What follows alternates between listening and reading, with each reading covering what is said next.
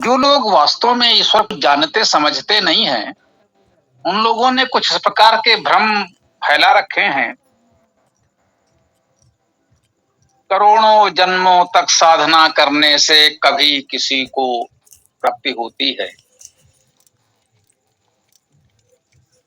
हमें लगता है ऐसा कुछ तो नहीं है। ईश्वर सर्वव्यापी है, ऐसा तो लगभग सभी मतांतर के लोग कहते हैं।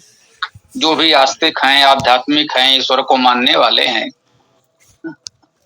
वे सभी लोग इस बात पर तो सहमत दिखते हैं कि ईश्वर सर्वव्यापी है, कण-कण में है। जब ईश्वर सर्वव्यापी है, सर्वत्र है, तो उसको पाने में समस्या क्या है? जो हमें सदा सुलभ है, हमारे निकट है, जो हम में ही व्याप्त है, तो उसको पाने में क्या समस्या है?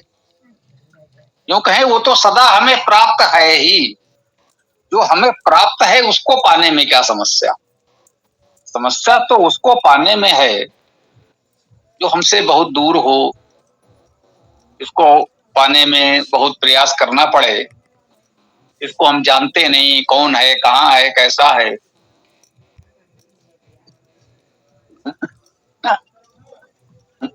उसको पाना तो कठिन हो सकता है। ईश्वर जब सर्वव्यापी है तो जो मान लें कि वे हमें प्राप्त तो है ही, उसे पाने का कोई प्रयास करने का प्रश्न ही नहीं उठता। ऐसा नहीं कि वो है नहीं, उसे हमें खोजना पड़ेगा, कहीं वो मिलेगा। सब कह रहे हैं ईश्वर सर्वव्यापी है, यदि ईश्वर सर्वव्यापी है तो उसको पाने में समस्या नहीं होनी चाहिए। वेद बहुत सीधे सरल शब्दों में आपसे कहता है, ओम वेदाहमेतं पुरुषं महांतं आदित्य वर्णम तमसा परस्तात् तमेव विदित्वा अतियेति मृत्युम नान्या पंथा विद्यते अनाय। इससे स्पष्ट शब्दों में कोई क्या कहेगा? लोग कहते हैं क्या ईश्वर प्राप्त हो सकता है? कहता है वेदाहमेतं, क्या ईश्वर को जाना जा सकता है? पर ये समस्या तो ये आती क्या उसे जाना जा सकता है? लोग कहते हैं वो अज्ञेय है, उसे जाना ही नहीं जा सकता। यह मंत्र कह रहा है वेदाहमेतं पुरुषम महांतम, हमने उस महान पुरुष को जान लिया है। कहते हैं भाई क्या जाना जा सकता है? बोला मैंने तो जान लिया। स्पष्ट शब्दों में उद्घोषणा कर रहा है मैंने तो जान लिया है, मैं तो जानता हूं। अब मैं जानता हूं तो तुमको बता भी सकता हूं, तो क्या कठिन रह गया? तो एक बात तो ईश्वर सर्वव्याप्त है, हमें प्राप्त है, तो उसको पाने में कोई समस्या है नहीं। अब एक समस्या आती है कि हमारे निकट है तो, लेकिन हम उसे जानते नहीं। देखे रूप नाम बिनु जाने, करतल गत न पर ही पहचाने। कोई वस्तु हमारे हाथ पर भी रख दी जाए, दिख तो रहा है, अब वो है क्या हमें जानकारी ही नहीं है। हाथ में रखे हुए भी हम सोच रहे हैं, एक दूसरे से पूछ रहे भैया ये क्या है, कोई जानता है? नहीं भाई हमें तो नहीं पता, हमने तो नहीं देखा, हम तो नहीं जानते। अब कोई जानने वाला मिले, बता रहे भाई ये है, इसका ये उपयोग है, ये नाम है, हाँ भाई हम जान गए। प्राप्त तो था, हमारे हाथ में था, लेकिन हम जान नहीं पा रहे थे। तो सबसे पहले आवश्यक क्या है? ईश्वर को जानना। क्योंकि ईश्वर सर्वव्यापी है इसलिए प्राप्त तो है आपको। समस्या ये है कि हम उसे जानते नहीं हैं। जानते नहीं है तो उसे पहचानते नहीं है, पहचान नहीं पा रहे हैं। जब पहचान नहीं पा रहे हैं तो हमारे समझ में नहीं आ रहा है, तो हमें लग रहा है भाई ईश्वर क्या है, उसे कैसे पाएं? पाने की समस्या ही नहीं है। कोई हमारे आसपास व्यक्ति है जिससे हम मिलना चाहते हैं, ऐसा हुआ है, वास्तविक घटनाएं हुई हैं। हम किसी से मिलने जा रहे हैं, वास्तविक घटनाएं हुई हैं, बड़े बड़े लोगों के साथ हुई हैं। किसी वाहन से जा रहे हैं, ट्रेन से जा रहे हैं, विमान से जा रहे हैं, आसपास एक ही स्थान पर बैठे हुए हैं, जिससे मिलने जा रहे हैं वो पूरी यात्रा में हमारे साथ था। हम जानते ही नहीं थे, उस व्यक्ति को पहचानते ही नहीं थे। एक साथ यात्रा की, एक साथ उस वाहन से उतरे, एक साथ उस स्थान पर गए। पता चला कि हम जिस व्यक्ति से मिलने उसके घर जा रहे थे वो तो हमारे साथ ही आ रहा था। तो या वहीं मिल लेते, रास्ते भर भी सारी चर्चा हो जाती, कितना अच्छा होता। लेकिन हम पहचानते ही नहीं थे। नाम सुना था, उसकी कीर्त सुनी थी, गुण जानते थे, इच्छा हुई उनसे मिला जाए, उनके स्थान के बारे में जानकारी की और उनसे मिलने उनके पास चल दिए। वहां पहुंचे तो पता चला ये तो हम लोग साथ में ही आ रहे थे इतने समय से। तो ईश्वर सर्वव्यापी है, इसलिए सदा सुलभ है, सहजता से प्राप्त है। उसको न पाने की, प्राप्त न कर पाने की जो समस्या है वो केवल इतनी सी है कि हम उसे जानते पहचानते नहीं। तो ईश्वर क्या है, कैसा है, कहाँ है, हमें ये जानना है। यदि हम जान लें तो उसे पाने की कोई समस्या रहेगी ही नहीं, क्योंकि वो सर्वव्यापी है, प्राप्त है। तो इसलिए ईश्वर को जानना पहले आवश्यक है। इसीलिए हम लोग ये कहते हैं ईश्वर को मानो नहीं, पहले जानो। लोग कहते हैं भाई ये धर्म अध्यात्म है, इसमें तर्क मत करो, कोई प्रश्न मत करो, जो कहा जा रहा है उसे मान लो। मान लो कि ईश्वर ऐसा है, यहाँ है, वहां है, ऐसे है, वैसे है। नो, बिल्कुल नहीं। जब तक आप ईश्वर को जानेंगे नहीं, मान लेने से कोई लाभ नहीं होगा।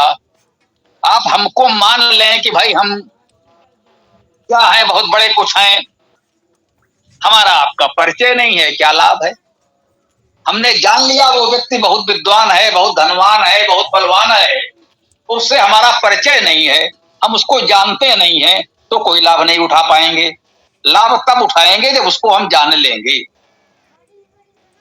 तो वास्तव में जो पाने की बात की जा रही है ईश्वर को, वो जानने की बात है। जो लोग कहते हैं बस मान लो, भक्ति करो, ईश्वर मिल जाएगा, हमारा मानना है वो कभी नहीं मिलेगा। जाने बिन न हो ये प्रतीति, बिन प्रतीत हो ये किन प्रीति, प्रीति बिना किम भगत दृढ़ाई, जिम खगेश जल पह चिकनाई। जिसको हम जानते नहीं है उससे प्रीत प्रेम हो सकता है क्या? प्रीति हमारी, प्रेम किसी से तभी हो सकता है जब हम उसे जानेंगे। उसका रूप, रंग, गुण, स्वभाव जब जानेंगे तभी तो हमारा प्रेम उससे होगा कि हाँ भाई ये व्यक्ति ऐसा है। चलिए, जिसका जैसा स्वभाव है, मान लीजिए हमें लगा भाई कोई व्यक्ति सुंदर है, सौंदर्य का प्रेमी है, भाई ये बहुत सुंदर व्यक्ति है, हमें उससे प्रेम हो गया केवल उसके सौंदर्य को देखकर। या हमने जाना उस व्यक्ति में ये गुण है, बड़ा विद्वान है, तो हमें प्रेम हो गया उसकी विद्वता को सुन करके, जान करके। तो जब हम किसी को जानेंगे तभी उससे प्रीति हो सकती है, जाने बिना प्रीति होगी नहीं। और जब तक किसी से प्रीत नहीं होगी तो उस पर विश्वास नहीं होगा। किसी अनजान व्यक्ति को, जिसे हम जानते नहीं है, उस पर विश्वास कैसे करें? वो तो धोखा भी दे सकता है। जिससे लंबे समय का हमारा व्यवहार, परिचय, संपर्क, जानकारी होगी, उसी पर हम विश्वास करेंगे, उसी से प्रीति होगी। तो ईश्वर को पाने की जो मुख्य बात है वो है उसको जानना, जिसको वेद ने कहा, मैंने निवेदन किया भी आपसे, कि वेदा हमेतम पुरुषम महानतम। वो स्पष्ट घोषणा करता है कि मैं उस महान पुरुष को जानता हूं जो आदित्य वर्ण है। आदित्य वर्णम तमसा प्रस्ताद, वही तमस से परे है। और वेद कहता है तमेव विदित्वा अति मृत्यु में थी, केवल उसको जानकर ही, उस ईश्वर को यदि आप जान लें, केवल उसको जानकर ही अति मृत्यु में थी, मृत्यु के पार जाया जा सकता है। यदि मृत्यु का अतिक्रमण कर उससे पार आप जा सकते हैं तो इसका एक और केवल एक उपाय है कि उस पुरुष को जान लें, उस परमेश्वर को जान लें। तमेव विद्युत्ता, उसको ही जानकर मृत्यु का अतिक्रमण कर जाता है, उसको जान लेने तो आप मृत्यु से पार हो गए। और नान्या पंथा विद्यते अना, इसके अतिरिक्त अन्य कोई मार्ग है नहीं। एक ही वेद मंत्र में स्पष्ट कह दिया गया कि मैं उस परम पुरुष को जानता हूं, उसको जानकर ही मृत्यु का अतिक्रमण करके जाया जा सकता है, उसको जानकर ही मृत्यु का अतिक्रमण किया जा सकता है। और ये भी कह दिया इसके अतिरिक्त अन्य कोई उपाय है ही नहीं। यदि कोई अन्य उपाय बता रहा है तो आपको भटका रहा है। वो कोई भी उपाय बता रहा हो, सभी संस्थाओं के पास अपने अपने उपाय हैं, सभी बाबा जी के पास अपने अपने उपाय हैं। कोई ध्यान की अनेक विधियां बताएगा, कोई हवन के अनेक प्रकार बताएगा, कोई विभिन्न प्रकार के देवी देवता मूर्तियों के अलग अलग पूजन विधियां बताएगा। अपने सनातन धर्म में ही अन्य मत पंथों में क्या है वो तो फिर बहुत बड़ा विस्तार हो जाएगा। तो ये सारे कल्पित काल्पनिक उपाय हैं। इसका ये अर्थ नहीं कि मैं सबकी निंदा कर रहा हूं। इन सारी प्रक्रियाओं के अपने लाभ हो सकते हैं, वो बिल्कुल अलग विषय है कि ऐसी कोई प्रक्रिया करने से क्या लाभ होता है, योग का, ध्यान का, हवन का, पूजन का, व्यक्तिगत रूप से, सामाजिक रूप से क्या उपयोग, क्या लाभ है, वो बिल्कुल अलग विषय है। कुछ लाभ होगा, उस पर हमें कुछ नहीं कहना है, वो अलग प्रकरण है, कभी उस पर चर्चा अलग से की जा सकती है। यहाँ विषय ईश्वर की प्राप्ति का है, तो इन सब कर्म कांडों प्रक्रियाओं से ईश्वर की प्राप्ति नहीं होती, उसके अन्य उपयोग हो सकते हैं। ईश्वर की प्राप्ति का एक और केवल एक मार्ग है, वो है ईश्वर को जान लेना। और ईश्वर को जानने का एक और केवल एक मार्ग है वेद का स्वाध्याय करना। वेद एक पुस्तक है, सीमित आकार है, आपके जाने पहचाने शब्द हैं, थोड़ी सी सरल सी व्याकरण है। जी मैं इसे पुनः कहूं, थोड़ी सी सरल सी व्याकरण है। कुछ लोगों ने ये आपके समझ हुआ खड़ा कर दिया है कि अष्टाध्यायी, महाभास, ये वो, इतना विशाल व्याकरण लोग 12 वर्ष तक पढ़ेंगे तब कहीं कुछ संस्कृत समझ में आएगी। मैंने कहा उन्हें छोड़ दीजिए। हम विद्यार्थी थे तो कहीं पता चला कि भाई कहते हैं कि साहब वो 6 महीने में तो संस्कृत की भूमिका आरंभ होगी। मैंने कहा जिसे मैं 6 महीने पढ़ा देता हूँ वो फिर मेरे पास पढ़ने नहीं आता, दूसरों को पढ़ाने चला जाता है। लोग कहते हैं कि संस्कृत व्याकरण पढ़ने में 12 वर्ष लगते हैं। मैंने कहा जिसे मैं 6 महीने पढ़ा देता हूँ वो मुझसे पढ़ने नहीं आता, वो दूसरों को पढ़ाने चला जाता है। तो संस्कृत व्याकरण इतनी जटिल कठिन नहीं है, ये लोगों ने अनावश्यक रूप से प्रचारित कर रखा है आपको भ्रम में रखने के लिए, जिससे उनकी वरिष्ठता श्रेष्ठता बनी रहे, आप उनके समकक्ष न हो जाएं। तो थोड़ी सी सरल सी व्याकरण है। वेद को पढ़ने की व्याकरण बहुत सरल है, लौकिक संस्कृत अन्य ग्रंथ कठिन है। उपसर्ग धातु को देख लीजिए, उपसर्ग धातुओं के अर्थ निश्चित हैं, वो लिखे हैं कोश में। वो शब्दकोश धातुकोश आपके पास होगा, सरलता से प्राप्त कर सकते हैं। भाई हर उसमें देख लें उपसर्ग क्या है, धातु क्या है, संख्या, सर्वनाम, अव्यय क्या है, सबके अर्थ निश्चित हैं, लिखे हुए हैं। उसके अनुसार आपको सभी शब्दों के अर्थ पता चल जाएंगे। शब्दों के अर्थ मिल गए तो मंत्र का अर्थ मिल जाएगा। इस तरह से आप वेद को सरलता से पढ़ सकते हैं। जिन विद्वानों ने वेद के भाष्य किए हैं उनका भी लाभ उठा सकते हैं। और यदि कहीं ये भ्रम है कि इनका वाला भाष्य ठीक है कि उनका वाला ठीक है, तो विद्वानों ने अपने देश काल परिस्थिति के अनुसार यह थोड़ा बहुत उसमें जोड़ घटाव मिलावट की भी है, तो थोड़ा सा विवेक लगाएंगे तो उसको भी आप समझ जाएंगे। हमने प्रयास किया है, उस मिलावट को हटा दिया है, ये हमारी पुस्तकें आप देखेंगे। कोई बात नहीं, जिसका भी पढ़ें थोड़ा विवेक रखें, मिलावट को हटाते चले जाए, शेष ठीक है मैं कह रहा हूं। तो हमारे सामने एक पुस्तक प्रत्यक्ष है, उसको पढ़ लें। ईश्वर क्या है, कहाँ है, कैसा है, बहुत स्पष्ट उसमें आपको बताया गया है। जैसे इसी एक मंत्र में थोड़ा संकेत कर दिया गया। सृष्टि के आदि में एकमात्र परमेश्वर था। वेद मंत्र स्पष्ट कहता है पादो अस अभवत पुनः त्रिपाद अस्य अमृतम दिवी, कुछ इस प्रकार का मंत्र है। स्वाभाविक मैं मंत्रों को कंठस्थ करके नहीं बैठा, ना उनकी कोई बना के अपने समझ रखा हुआ है। तो कहते हैं वह सर्वव्यापक परमेश्वर एकमात्र चेतना, जब माने कि जब कोई सृष्टि नहीं है तो एकमात्र वो परमेश्वर चेतना सर्वव्यापी है, उसके एक पाद एक अंश से यह संपूर्ण सृष्टि उत्पन्न हुई है। ये लगभग अनंत जैसी दिखती हुई सृष्टि उसका एक अंश मात्र है। त्रिपाद अस्य अमृतम दिवी, उस परमेश्वर का 3 भाग अर्थात बड़ा भाग, बहुत बड़ा भाग दिव्य स्वरूप में, वो दिव्य अमृत स्वरूप में अवस्थित है, शुद्ध स्वरूप में। जैसा कि वो दिव्य चेतन सत्ता है वैसा ही है, और उसी का एक अंश इस सृष्टि के रूप में उत्पन्न हुआ है। इसको आप चाहे तो ऐसे समझ सकते हैं, जैसे आप किसी पात्र में जल रखें और शीतल में रख दें, तो उस जल का एक अंश हिम के रूप में परिवर्तित हो गया। जल को शीतलता मिली तो वो हिम के रूप में परिवर्तित हुआ एक छोटा सा अंश, तो उसी जल से ही तो ये हिम बना। बर्फ जिसे हम कह रहे हैं, ये हिम, ये बर्फ उसी जल का एक अंश बर्फ के रूप में बन गया, उसी जल पर तैर रहा है, हमको दिख रहा है। शेष तो जल जैसा था वैसा ही है ना। तो वो कह रहा है कि उस परमेश्वर के दिव्य चेतना का छोटा सा अंश यह दृश्यमान जगत सृष्टि के रूप में प्रकट हो गया है, और बड़ा भाग तो वो शुद्ध चेतन के रूप में वही है। तो जब कह सकते हैं उस शुद्ध चेतना को आपने समझ लिया, उससे उत्पन्न हुई सृष्टि के स्वरूप को, उस प्रक्रिया को समझ लिया, तो यह प्रकृति जो हमारे आसपास है, जिसका एक अंश एक अंग हम भी हैं, हम भी तो उसकी सृष्टि हैं।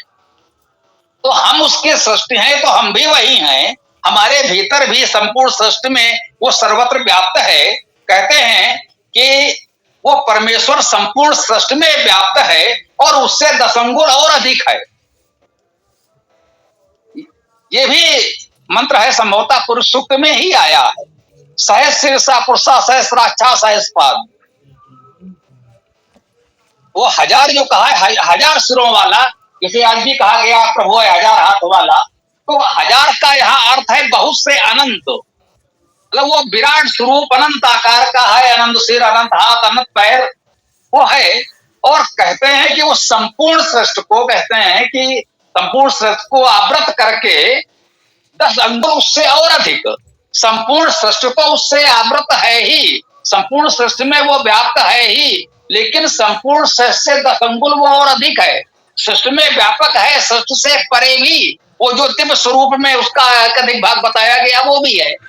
तो वेद मंत्रों में इस तरह से ईश्वर का स्वरूप कैसे है, आज में कैसे ईश्वर शुद्ध चेतन स्वरूप में था, उससे कैसे धीरे धीरे इस सृष्टि का विकास हुआ, उसका एक अंश सृष्टि के रूप में व्यक्त हो गया, और बड़ा अंश अभी भी उस अव्यक्त मूल चेतन सत्ता के रूप में अवस्थित है। ये बहुत विस्तार से आपको वेद में बताया गया है। अब मान लीजिए कुछ उदाहरण हमको ध्यान भी आते जाए, हम बोलते जाए, तो फिर कितना अधिक समय हो जाएगा, आप समझ सकते हैं। तो हमारी मूल बात, मूल भावना आप समझ गए होंगे कि जब ईश्वर सर्वव्यापी है तो हमें सदा सर्वत्र वो उपलब्ध है, हमें वो प्राप्त है। उसको प्राप्त करने के लिए हमें कोई श्रम नहीं करना है। वो किसी कैलाश शिखर के ऊपर नहीं है कि इतना बड़ा पर्वत कैलाश शिखर चढ़ना हमारे बस में नहीं है, हम उसे कैसे प्राप्त करें। हम कैलाश पर्वत पर नहीं चढ़ सकते, ये हमारे बस में नहीं है। कैलाश को कोई विशेष मत समझिएगा, कोई भी पर्वत शिखर हो, कैलाश को विशेष लोग इसलिए ये कहते हैं कि कैलाश पर्वत की संरचना ऐसी है, सीधी चढ़ाई है। लोग एवरेस्ट पर चढ़ गए, कैलाश पर नहीं चढ़ पाते, क्योंकि वो बहुत सीधी चढ़ाई है, उस पर चढ़ना कठिन है। तो एक कठिन चढ़ाई के रूप में कैलाश का उल्लेख होता है। इसको किसी अन्य रूप में मत लीजिएगा, किसी पौराणिक गाथा से इसको मत जोड़िएगा हमारी बात को। तो कैलाश से ऐसा है एक कठिन दुर्गम चढ़ाई जिस पर मनुष्य सामान्यता नहीं चढ़ पा रहा है। जो उससे भी ऊंचा गौरी शंकर या एवरेस्ट शिखर है, उस पर लोग चढ़ गए, लेकिन कैलाश पर चढ़ना कठिन है। तो ऐसा नहीं कि किसी दुर्गम स्थान पर है जहां तक पहुंचना कठिन है, वो सर्वव्यापी है, हमारे भीतर भी है। वो सर्वस्य अस्य बाह्यता, वो कह रहे हैं वो हमारे भीतर भी है और बाहर भी है। ये आयुर्वेद के अंतिम अध्याय 40वें अध्याय में आया है। सर्वस्य अस्य अंतः, सर्वस्य अस्य बाह्यता, वो है वो सबके भीतर भी है और सबके बाहर भी है। हमारे भीतर भी वही है, हमारे बाहर भी वही है। वहां कहा है सएव जाता निस्माणा सएव गर्भे अंता, कि जो जन्मे हैं वो भी वही है, जो जन्म लेने वाले हैं वो भी वही है, जो अभी किसी के गर्भ में है वो भी वही है। अजाय मानो बहुधा विजायते, वह ईश्वर अजन्मा है, वह अनादि है, अनंत है, लेकिन वो बहुत प्रकार से निरंतर जन्म लेता रहता है। तो जितने भी लोग जन्म ले रहे हैं, सूर्य जन्म ले रहा है, पृथ्वी जन्म ले रही है, जीव जंतु जन्म ले रहे हैं, हम आप जन्म ले रहे हैं, सबके रूप में वही तो जन्म ले रहा है। वो अजन्मा है और निरंतर अनेक रूपों में जन्म ले रहा है। तो इस प्रकार से ईश्वर के विषय में बहुत स्पष्ट रूप से वेद में आपको बताया गया है। पढ़ करके ईश्वर को अच्छी तरह जान सकते हैं। जब जान सकते हैं तो आपको अनुभव होगा कि ईश्वर हमें सदा प्राप्त है, हमारे भीतर है, बाहर है, उसको जानने की कोई समस्या नहीं, तो उसको पाने की कोई समस्या नहीं, क्योंकि वो सर्वव्यापक है, हमारे भीतर और बाहर वो अवस्थित है। और अब आप सोच सकते हैं भाई इतना बड़ा वेद पढ़ना, अरे भाई इतना बड़ा वेद नहीं पढ़ सकते। तो हमने कहा वेदाष्टक दिया है, चारों वेदों के प्रथम और अंतिम सूक्त केवल 52 मंत्र हैं, इतना भी पढ़ लेंगे तो बहुत कुछ आपको प्राप्त हो जाएगा। और ये वेदायन पढ़ लेंगे, वेदायन को हम लोग लघु वेद कहते हैं, चारों वेदों के चुने हुए प्रमुख सूक्त ऐसे उसमें ले लिए गए हैं। पूरे वेद का तो वो एक बहुत अल्प अंश मात्र है, लेकिन वो पूरे वेदों का सार लघुवेद है। वेदांत पढ़ लेंगे तो आप कह सकते हैं मैंने वेद को जान लिया, समझ लिया। एक चावल की तरह, जैसे कहते हैं भाई एक चावल पक गया, तो कहते हैं ये चावल पक गया। तो ये वेदायन भी आप पढ़ लेते हैं तो आप बिल्कुल कह सकते हैं विश्वास के साथ कि हमने वेद के तत्व को जान लिया है, समझ लिया है, ईश्वर को जान लिया है, समझ लिया है, और ईश्वर हमको पूरी तरह प्राप्त हो गया है। आपको कोई भ्रम नहीं रहेगा। तो यहाँ पर हम अपनी बात को विराम दें। आगे आप लोगों का कोई प्रश्न आदि हो तो रख सकते हैं। तो आप दीर्घायु चौहान जी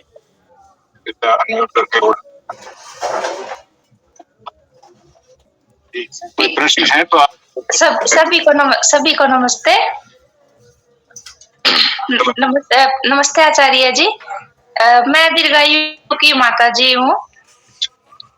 ये अभी आचार्य जी ने बोला कि ये वेदायन पढ़ सकते हैं। मेरा ये सवाल है कि ये वेदायन हमें कहाँ से उपलब्ध हो सकती है आचार्य जी?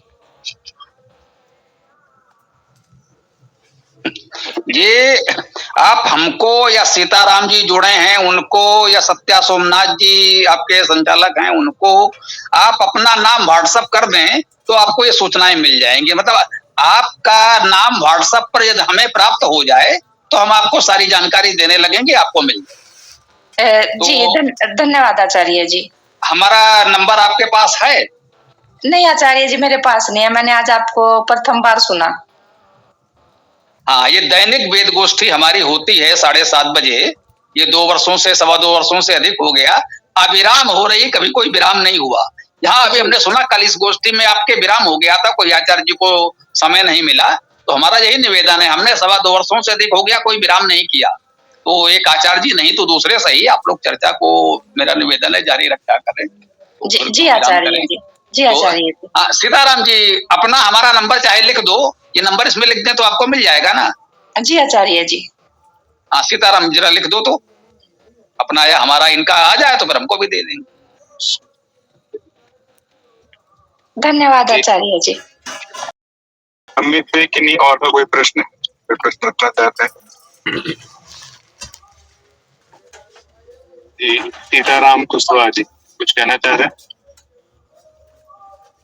जी, सर्वप्रथम तो नमस्ते गुरुकुल क्रांति के सभी सदस्यों को जी। तो स्वामी जी का नंबर यहाँ लिखने का क्या जो बंद बता रहा है, यहाँ से लिखने का वो नहीं आ रहा।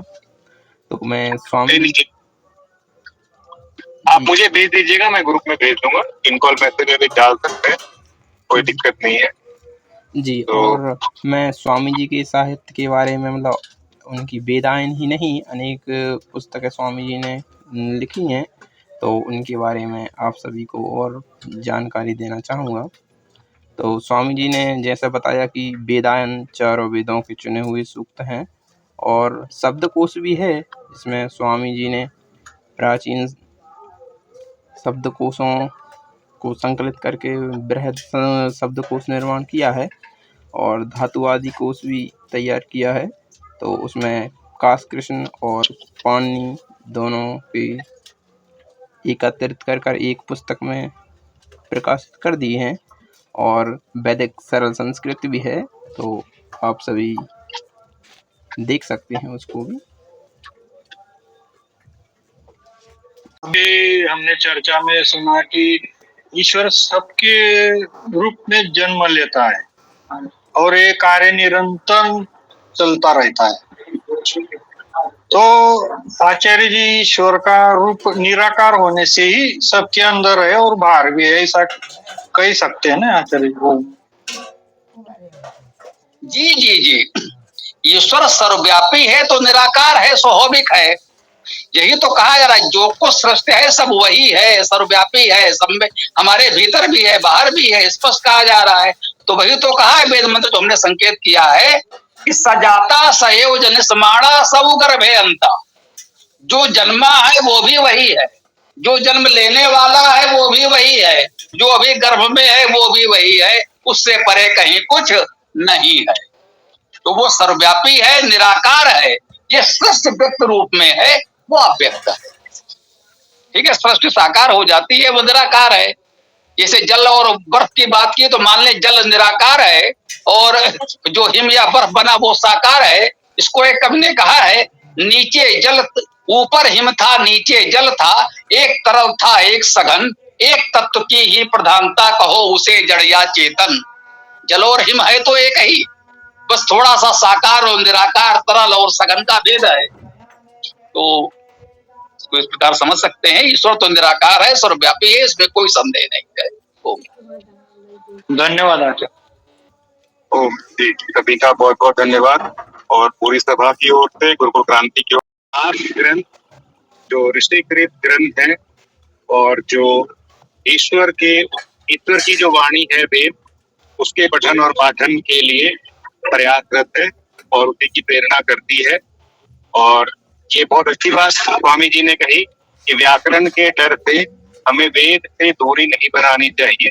व्याकरण को जान करके वेद को सरल रूप में जाना जा सकता है, लेकिन यदि हम व्याकरण नहीं जानेंगे तो कोई आधा को राधा और राधा को आधा और सहस्त्र को हजार और कितने अनेक अर्थ हैं, उसमें फिर हम फंस जाएंगे और कोई गलत और अश्लील अर्थ करके चला जाएगा और हम उसको भी सही मान लेंगे। तो जैसे कि एक उदाहरण देना चाहूंगा कि चुद धातु से 10 लकार में 180 रूप में से कहीं भी प्रचोदयात नहीं बनता है। तो जब तक हमें व्याकरण का पूर्ण ज्ञान नहीं होगा तो हम प्रचोदयात जो एक सरल सा मंत्र है उसका ही अर्थ नहीं कर पाएंगे। तो अगर हम करेंगे, अगर हम समझेंगे तो हम वेद को सरल रूप में समझ सकते हैं। व्याकरण आज थोड़ा कठिन इसलिए है क्योंकि ये हमारी बोलचाल की, लिखने की, साहित्य की भाषा नहीं है। तो जैसे अभी हमें जर्मन पढ़ना पड़ेगा तो उसके लिए हमें जो प्रयास करना पड़ेगा वैसे ही हमें करना पड़ता है, क्योंकि हम इसको अब लिखते बोलते कम है, और जो लिखते बोलते हैं उसके लिए तो बहुत सरल है गुरुकुल के विद्यार्थी के लिए।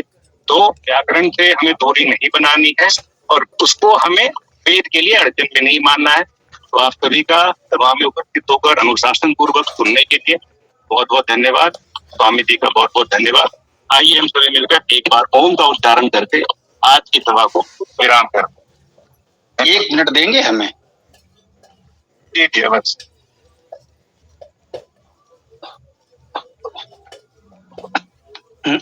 व्याकरण की बात जो आई है इसको थोड़ा सा स्पष्ट करना मुझे लगता है आवश्यक है। व्याकरण आधार है ये तो हमने कहा ही, बस इतना है कि उसको ऐसा हुआ ना बनाए कि 12 वर्ष पहले व्याकरण पढ़ना पड़ेगा। हमारी एक छोटी सी पुस्तक है, 100 रुपए में डाकघर सहित हम बेच देते हैं, 216 पृष्ठ हैं, सरल संस्कृत व्याकरण। लोगों को भेजिए। एक ने लिखा कि संस्कृत इतनी सरल सोचा ना था, तो हमने प्रयास किया है उसको बहुत सरल रूप में प्रस्तुत कर दिया जाए।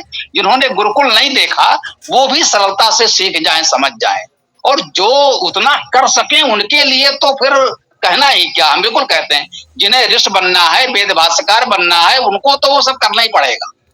लेकिन आपको सहजता से वेद के सही रूप को समझने के लिए ये ठीक है, इतनी व्याकरण तो आनी चाहिए, जो भी भैया ने कहा कि वेद में आया कबीर मनीषी, बाबा रामपाल बोले लो इसमें कबीर साहब आ गए, तो कबीर मनीषी में कबीर साहब ले आएंगे।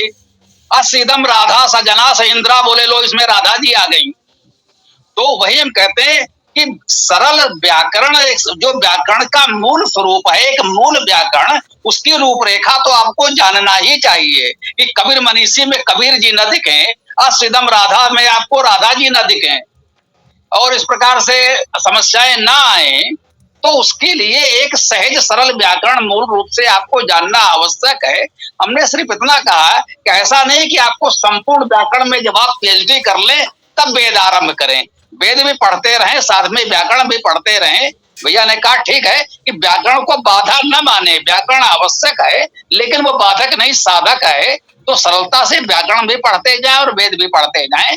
यदि आप हमारा ये सरल संस्कृत व्याकरण और कोई वेदायन या वेदाष्टक छोटी सी पुस्तक देख लेंगे ना, तो ये सारे भ्रम दूर हो जाएंगे। हमने केवल 2 कार्य किए हैं, सरलीकरण और प्रमाणीकरण। इतना सरल कर दिया है कि जिन्होंने गुरुकुल नहीं देखा, ये सीताराम जी यानी बच्चे जो हमारे कक्षा चला रहे हैं, इन लोगों का कहीं कोई संस्कृत विषय नहीं था, केवल हमारे साथ इस ऑनलाइन में जुड़े और वो पढ़ाने की स्थिति में आ गए। तो हमने केवल उसका सरलीकरण कर दिया आज की भाषा में। जैसे व्याकरण में वो सूत्रों में समझाते थे इको यड़क, मैंने कहा ये क्या, ये समझ में नहीं आ रहा। मैंने कहा आ प्लस ई इज इक्वल टू ए, आ प्लस ऊ इज इक्वल टू ओ। आज की बच्चों की भाषा में हमने संस्कृत व्याकरण को लिख दिया है। तो बस ये है, अब व्याकरण आपके लिए हवा नहीं रही, सरल हो गई है। प्रयास करें, जो वेदायन मंगा सकते हो अच्छी बात है, केवल संस्कृत व्याकरण हम आपको निःशुल्क भी भेज देंगे। समस्या यह है 50 रुपए तो डाक खर्चा है। तो वेदाष्टक ले लें और साथ में व्याकरण चली आएगी, इतने में आपके सारे भ्रम दूर हो जाएंगे। वेदांत भी थोड़ी बड़ी पुस्तकें छोड़ दीजिए अभी। तो थोड़ा मुझे लगा कि इतना निवेदन करना आवश्यक था, आगे देख लीजिए। बहुत बहुत